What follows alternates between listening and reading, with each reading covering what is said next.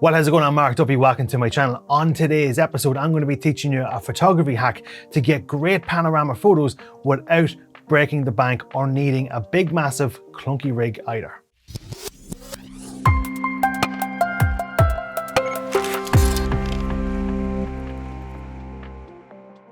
So if you've ever attempted to do panorama photos, you know that you either need to spend a lot of money on extremely big rigs, or you have to accept the fact that if you just do it on your ball head, you're going to lose a lot of the image when it comes to stitching and merging them photos in either Lightroom or Photoshop. And just as an example, I have actually quite a cheap one here by Sunway Photo. I think this cost me about £150, if I remember correctly. Now the camera slots on this, and as I say, it's quite a clunky piece of equipment, and it's not the biggest. It's actually quite small compared to some of the other ones I've seen in the past. But I have an even easier thing than having to set up your camera here, set it up on a tripod, line it up like that there. Now this is great if you wanted to change the angle and then do your rotation, so you can have the camera facing down or you can have it facing up, which is what they usually do when they want to have that arching Milky Way photo. But if you just want a straight on 3:1, 5:1 ratio panorama, you don't need this. You're only going to be setting the camera up like that. You don't necessarily need to go to this expense. I'm going to show you why now. So the latest offering by Vanguard Tripods is the Veo 3T Plus, the T being travel. So this is the travel version of the Veo 3 Plus. You'll notice you have a knob here, which can obviously turn it around nicely, but on the top, you can turn it independently as well. And this is where it comes into play. This is why you don't need a big rig, because you can do it yourself. Now, there are a few things that you are going to need.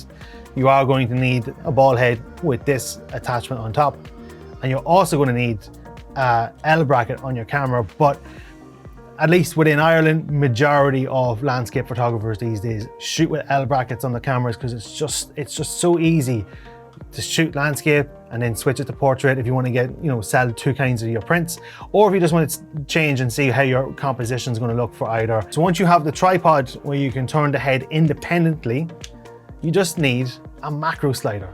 And these things are really cheap to get. I think these are like 15 to 20 pound on Amazon. This one's 120mm, and you can get much bigger. You can get up to like 200, so it depends on the lens that you have. But this one's perfectly fine for a lot of sizes, really. I would recommend 120, 140mm is what you should be looking to get when it comes to these rails. And they simply just slot into the top of the head, and then you just rotate around. Really easy. So what a lot of people will do initially when they start trying to get into panorama photography is they know to set the camera up vertically. They'll put it onto the ball head. They'll get it completely level and straight, and they'll look around the scene to see how much of the scene they want to shoot and where their intervals are going to be.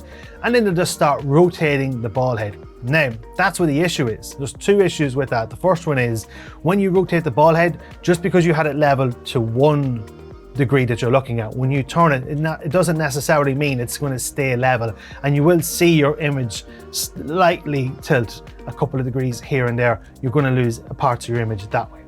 The other problem as well is that is a thing called parallax.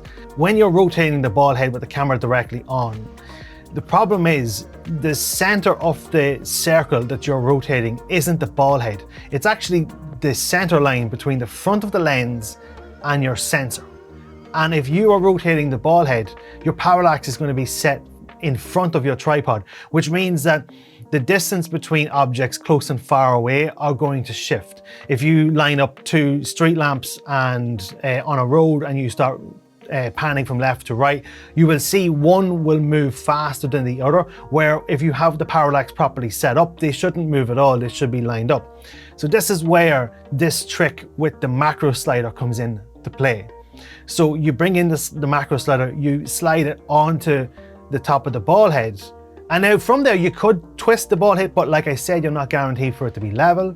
But if you really want to have the best, you want to have the independent head so that you can actually turn that independently to the ball head, so that the tripod's level, the ball head is level, and then the base that the camera is actually rotating on is the very top, and it's perfectly level and you can spin it around. So what you're going to do is you're going to put on your camera and you can do this. I usually just do this by eye. I look to the front of the camera and then you can see there's a little circle with a line through it. That's the icon to show you where the center is actually in the body of the camera. You just eyeball it and just see where the center line is in regards to the center of the tripod.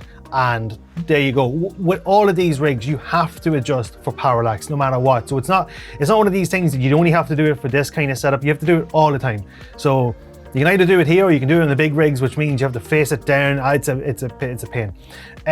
So this is it. This is how easy, this is how quick it is. It's just put it on the tripod, slide it forward, have a look at it. No, it needs to come back, bring it back, and go. Make sure it's level, and away you go. And just remember then, when you're turning it, to move it in 1/3 increments. So you get your grid line and you get the right hand 1/3 line, and you mark off, you just look at it, and what's it? Is there a house? Say there's a white house on that 1/3 line. You rotate around until that is now on the left hand 1/3 line, and keep on going. So you're just moving 1/3 at a time, and you can do any number of shots. You can go a full 360 if you want to do that tiny planet. So that's a full 360 of an area, bring it into Photoshop, flip it upside down, pull a coordinates, boom, you've got a tiny planet. Or you can just do 15 shots, you can do 3 shots, you can do whatever number of shots that you need to get done on it. Or I'm shooting right here in this example, I'm shooting at the Cooley Mountains down at Soldier's Point. Now on this occasion there was no reflections, but I have shot it in the past with reflections and it comes out great. So when it comes to that, it's totally up to you as to how much you want to shoot. So I hope you enjoyed that. I hope you got something from that. If you did, give it a like, subscribe to my channel, ring that bell to get notified every time I put up a new video, and find me on any kind of social media, whether that's Instagram, Facebook, Twitter, Clubhouse, you name it, I'm there. You'll find me under Mark Duffy Photography. And until the next time, later gators.